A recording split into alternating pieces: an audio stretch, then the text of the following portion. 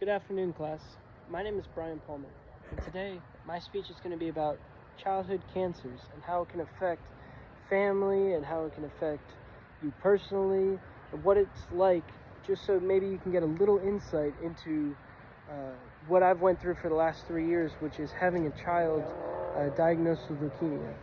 So I'd like to start off with a little story. Basically, my son Grayson, at 3 years old, on October 8th, 2018, a day that I'll never forget, was diagnosed with leukemia.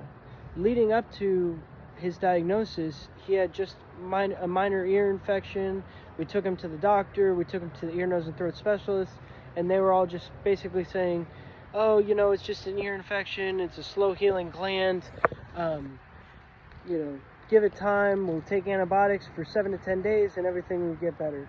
Well, unfortunately, 4 days into his treatment for his ear infection, he wasn't getting any better, so my wife took him to the doctors, and the doctor had recommended, hey, let's get a second opinion, let's go to the emergency room, because just something doesn't seem right with this ear infection.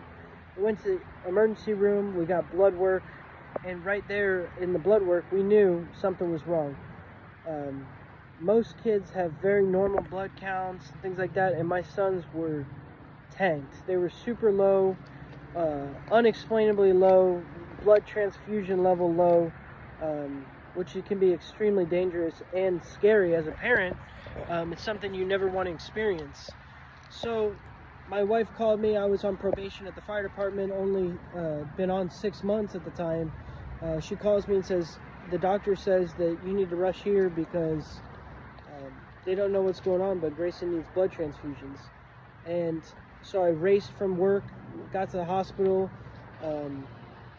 and feared that something wasn't right with my son.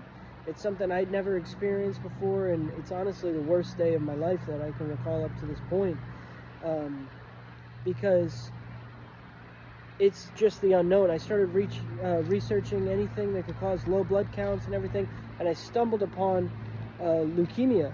Leukemia is a blood-borne cancer that transports, it basically starts with a malformation in the DNA in kids. It's not really controlled by environmental things like smoking or diesel fuel or firefighting, for example, causes cancer in adults sometimes. For kids, it can just be as easy as a malformation in the DNA. And that's exactly what happened with my son. So part of that diagnosis and stuff is doing a bone marrow biopsy, which comes from pulling spinal fluid and sending it off to a laboratory. And for 72 hours, still in the unknown, we knew my son had cancer, but we weren't sure, was it leukemia, was it lymphoma? There's so many different types of childhood cancers that oncologists spend years and years and years studying. But for me, my son got diagnosed with B-cell ALL, which is, B-cell is the type of cell, ALL is acute lymphoblastic leukemia, and with that, there's a 3-year treatment plan. So for the last 3 years, we experienced the treatment plan of going through and taking chemos like methotrexate, 6-MP, which is mectipurin, and steroids, and basically having to inject my son with different types of chemotherapies, which the reason they say there's no cure for cancer, even though there's treatments, is those treatments, what they do is the doctor will give your son or kid or whoever it is a blood transfusion to get their counts up to a normal level. And then they give them the chemotherapy, which essentially kills everything in your body, and they'll try to eliminate the cancer that way. They'll try to do blood transfusions, and then kill it with chemo to try to essentially eliminate the cancer. And they've done that for years and years of research through it's called the Child Oncology Network, which is the nationwide treatment center. Basically, all the hospitals and things will work together to develop treatment plans that are the most effective for childhood cancers and even adult cancers, I'm sure. But basically, there's no proprietary hidden treatment. You go to one doctor, you get one treatment, you go to a different doctor and get a different one. They all like to work together to get the most out of the research. And with that, typically when they do bone marrow biopsies and stuff like I spoke about, they'll pull a little bit extra and they'll send that off to the lab too, so that they can keep track of every kid that gets diagnosed with cancer.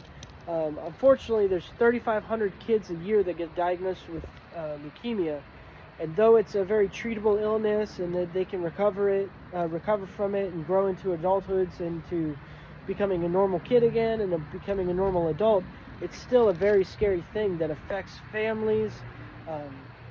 The cost of cancer treatment is upwards of the millions of dollars without insurance. Luckily for me and my family, I didn't have to experience all of that because I had good health insurance through my career, but many families do not.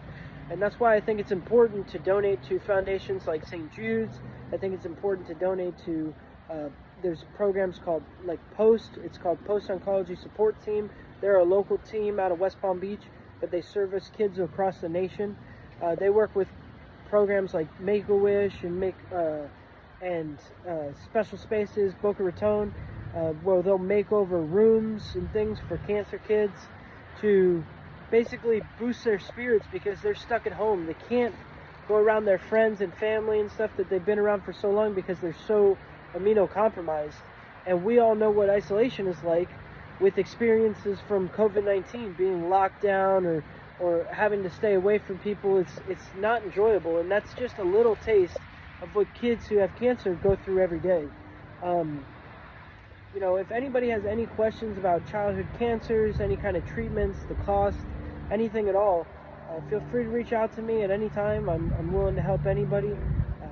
I've got to meet some incredible people throughout my son's cancer treatment that have been extremely helpful to me and my family, and I appreciate everything. So, that's about it, and I hope everybody, if you have any questions, reach out. Have a good day.